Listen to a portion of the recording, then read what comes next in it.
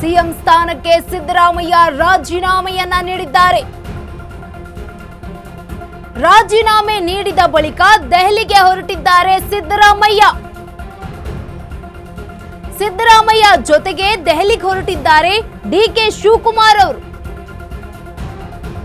ಎಚ್ಎಎಲ್ನಿಂದ ದೆಹಲಿಗೆ ತೆರಳಲಿದ್ದಾರೆ ಸಿದ್ದರಾಮಯ್ಯ.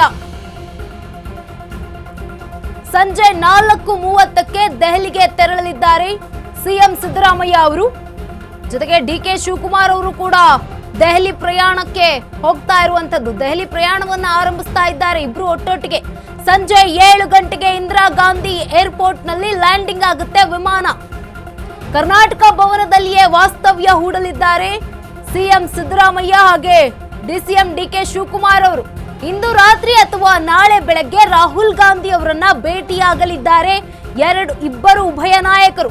ಸಿಎಂ ಸ್ಥಾನಕ್ಕೆ ಈಗ ಆಲ್ರೆಡಿ ಸಿದ್ದರಾಮಯ್ಯ ಅವರು ರಾಜೀನಾಮೆಯನ್ನ ನೀಡಿದ್ದಾರೆ. ಆದ್ರೆ ಇನ್ನು ರಾಜೀನಾಮೆ ಅಂಗೀಕಾರ ಆಗಿಲ್ಲ. ರಾಜೀನಾಮೆ ನೀಡಿದ ಬಳಿಕ ದೆಹಲಿಗೆ ಹೊರಟಿರುವಂತದ್ದು ಸಿದ್ದರಾಮಯ್ಯ ಅವರು. ಸಿದ್ದರಾಮಯ್ಯ ಜೊತೆಗೆ ಈಗ ದೆಹಲಿಗೆ ತೆರಳ್ತಾ ಇರುವಂತದ್ದು ಡಿಕೆ ಶಿವಕುಮಾರ್ ಅವರು.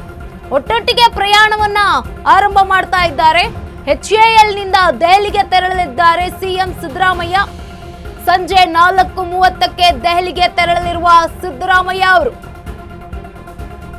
ಸಿದ್ದರಾಮಯ್ಯ ಹಾಗೆ ಡಿಕೆಶಿ ಒಟ್ಟೊಟ್ಟಿಗೆ ದೆಹಲಿ ಪ್ರಯಾಣವನ್ನ ಕೈಗೊಂಡಿರುವಂತದ್ದು.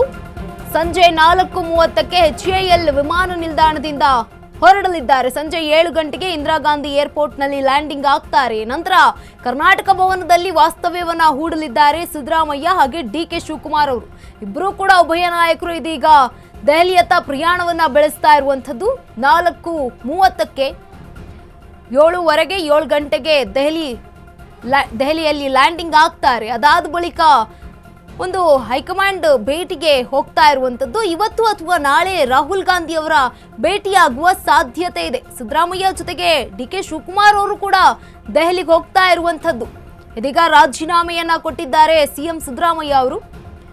ಇನ್ನೂ ಕೂಡ ರಾಜೀನಾಮೆ ಅಂಗೀಕಾರ ಆಗಿಲ್ಲ. ಯಾಕಂತಂದ್ರೆ ತಾವರ್ ಚಂದ್ ಗೆಹ್ಲೋಟ್ ಅವರು ಅಂಗೀಕಾರ ಮಾಡಿಲ್ಲ. ಅವ್ರು ಇಲ್ಲದ ವೇಳೆಯಲ್ಲಿ ಕಚೇರಿಗೆ ಹೋಗಿ ಕಾರ್ಯದರ್ಶಿಗೆ ತಮ್ಮ ಒಂದು ರಾಜೀನಾಮೆ ಪತ್ರವನ್ನ ಸಲ್ಲಿಕೆ ಮಾಡಿರುವಂತದ್ದು.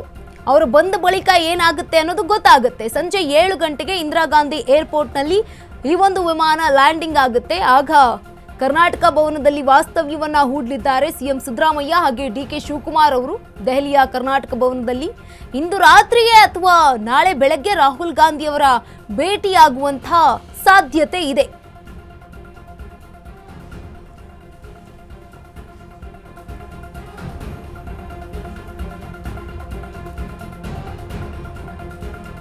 ಐವತ್ತೊಂದು ನಿಮಿಷದ ಸುದ್ದಿಗೋಷ್ಠಿ. ಎಲ್ಲೂ ಕೂಡ ಡಿಕೆ ಹೆಸರನ್ನ ಹೇಳೇ ಇಲ್ಲ ಸಿಎಂ ಸಿದ್ದರಾಮಯ್ಯ.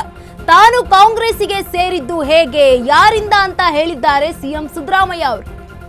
ತನ್ನ ಜೊತೆಗೆ ಕಾಂಗ್ರೆಸ್ ಸೇರಿದವರ ಹೆಸರನ್ನ ಕೂಡ ಹೇಳಿದ್ದಾರೆ ಸಿದ್ದರಾಮಯ್ಯ. ಸೋನಿಯಾ, ರಾಹುಲ್, ಖರ್ಗೆ, ಅಹಮದ್ ಪಾಟೀಲ್ ಜೊತೆಗೆ ಫಿರಾನ್ ಹೆಸರನ್ನ ಸ್ಮರಣೆ ಮಾಡಿದ್ದಾರೆ. ಅಗಲಿದ ನಾಯಕರಾದ ಮಂಚನಹಳ್ಳಿ ಮಹದೇವ ಹಾಗೆ ಕೃಷ್ಣಮೂರ್ತಿ ಇವರ ಹೆಸರನ್ನ ಕೂಡ ಸುದ್ದಿಗೋಷ್ಠಿಯಲ್ಲಿ ಪ್ರಸ್ತಾಪ ಮಾಡಿದ್ದಾರೆ. HY ಮೇಟಿ ಅವರ ಹೆಸರನ್ನ ಕೂಡ ಸ್ಮರಿಸಿದ್ದಾರೆ ಸಿಎಂ ಸಿದ್ದರಾಮಯ್ಯ. ಆದ್ರೆ ಸಂಪುಟ ಸಹೋದ್ಯೋಗಿಗಳ ಹೆಸರನ್ನೇ ಹೇಳಿಲ್ಲ ನೋಡಿ ಎಲ್ಲೂ ಕೂಡ 51 ನಿಮಿಷದ ಸುದ್ದಿಗೋಷ್ಠಿಯಲ್ಲಿ. ಅದರಲ್ಲೂ ಮುಂದಿನ ಸಿಎಂ ಡಿಕೆ ಶಿವಕುಮಾರ್ ಅಂತಂದು ಕೂಡ ಹೆಸರನ್ನ ಪ್ರಸ್ತಾಪ ಮಾಡಿಲ್ಲ. 51 ನಿಮಿಷದ ಸುದ್ದಿಗೋಷ್ಠಿ ಎಲ್ಲೂ ಕೂಡ ಡಿಕೆ ಶಿವಕುಮಾರ್ ಅವರ ಹೆಸರನ್ನ ಹೇಳಿಲ್ಲ ಸಿದ್ದರಾಮಯ್ಯ ಅವರು. ತಾನು ಕಾಂಗ್ರೆಸ್ಸಿಗೆ ಹೇಗ್ ಸೇರ್ದೆ, ಯಾರಿಂದ ಬಂದೆ, ಹೆಂಗ್ ಬಂದೆ ಅಂತ ಎಲ್ಲ ಹೇಳಿದ್ರು, ಮಾಹಿತಿಯನ್ನು ಹಂಚ್ಕೊಂಡ್ರು. ತನ್ನ ಜೊತೆಗೆ ಕಾಂಗ್ರೆಸ್ ಸೇರಿದವರ ನಾಯಕರ ಹೆಸರನ್ನ ಕೂಡ ಹೇಳಿದಂತದ್ದು ಸಿದ್ದರಾಮಯ್ಯ ಅವರು. ಸೋನಿಯಾ ಗಾಂಧಿ, ರಾಹುಲ್ ಗಾಂಧಿ, ಖರ್ಗೆ, ಅಹಮದ್ ಅವರ ಹೆಸರನ್ನ ಕೂಡ ಪ್ರಸ್ತಾಪ ಮಾಡಿದ್ರು. ಅಗಲಿದ ನಾಯಕರ ಹೆಸರನ್ನ ಕೂಡ ನೆನ್ಪಿಟ್ಕೊಂಡು ಹೇಳಿದ್ದಾರೆ. ಮಂಚನಹಳ್ಳಿ ಮಹದೇವ ಹಾಗೆ ಕೃಷ್ಣಮೂರ್ತಿ ಅವರ ಹೆಸರನ್ನ ಹೇಳಿದ್ದಾರೆ. HY ಮೇಟಿ ಅವರ ಹೆಸರನ್ನ ಕೂಡ ಸ್ಮರಿಸಿದ್ದಾರೆ ಸಿದ್ದರಾಮಯ್ಯ ಅವರು. ಆದ್ರೆ ಸಂಪುಟ ಸಹೋದ್ಯೋಗಿಗಳ ಹೆಸರನ್ನ ಕೂಡ ಹೇಳಿಲ್ಲ. ಜೊತೆಗೆ ಡಿಕೆ ಶಿವಕುಮಾರ್ ಅವರ ಹೆಸರನ್ನ ಕೂಡ ಹೇಳಿಲ್ಲ. ಅದರಲ್ಲೂ ಮುಂದಿನ ಸಿಎಂ ಡಿಕೆ ಶಿವಕುಮಾರ್ ಅವರು ಅವರೇ ಹೆಸರು ಹೇಳ್ದೇನೆ ಹೋಗಿರುವಂತದ್ದು.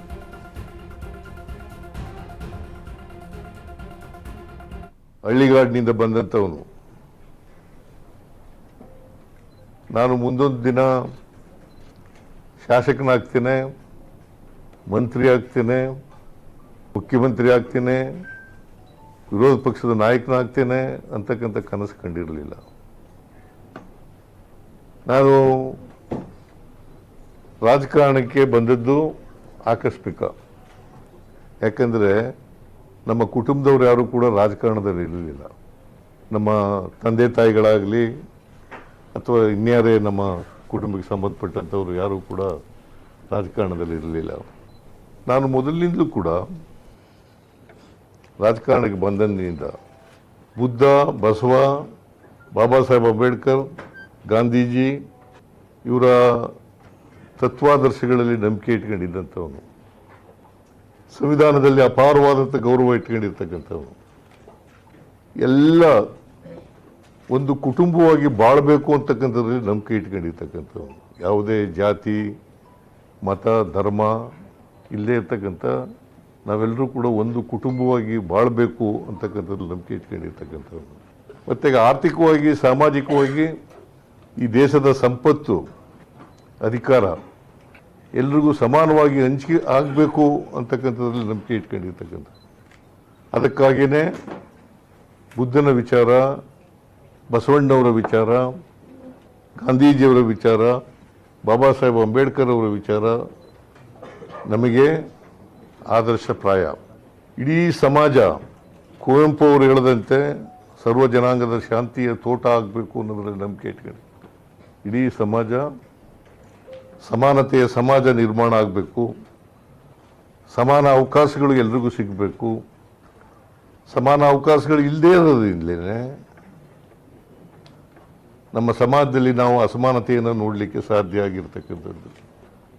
ಈ ಅಸಮಾನತೆ ತೊಲಗಬೇಕಾದ್ರೆ ಎಲ್ಲರಿಗೂ ಸಂವಿಧಾನಬದ್ಧವಾಗಿದೆ ಅಂತಕ್ಕಂಥ ಮಾತುಗಳನ್ನು ಈ ಸಂದರ್ಭದಲ್ಲಿ ಹೇಳಲಿಕ್ಕೆ ಬಯಸ್ತಾ ಇದ್ದೇನೆ.